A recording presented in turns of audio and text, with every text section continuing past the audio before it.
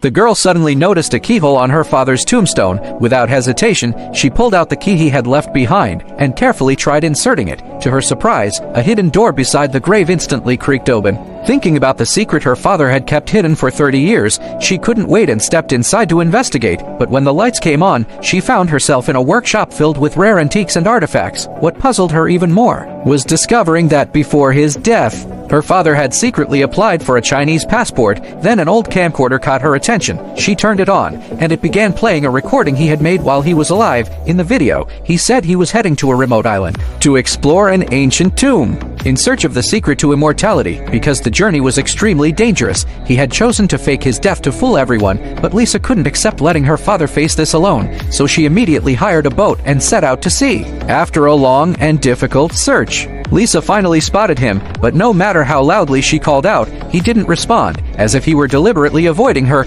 Lisa quickly followed him up a cliff and discovered a hidden cave halfway up. Just as she wondered why her father had secluded himself again, he revealed a shocking secret. He hadn't come here to pursue immortality at all. While studying the tomb, he discovered that its original owner had been extremely cruel, and that countless restless spirits had gathered within it to prevent this dark power from falling into the wrong hands. He had no choice but to stay and guard it, but just as he was checking whether the wooden door had been disturbed, a group of tomb raiders suddenly appeared. In order to seize the treasure inside, Sean took her father hostage and forced Lisa to open the tomb entrance. However, there was no keyhole on the door. It could only be opened using a compass mechanism. After several attempts, Lisa finally figured out how to unlock it. She quickly rotated the compass, aligning all the symbols into their correct positions. In an instant, the massive stone door shattered open.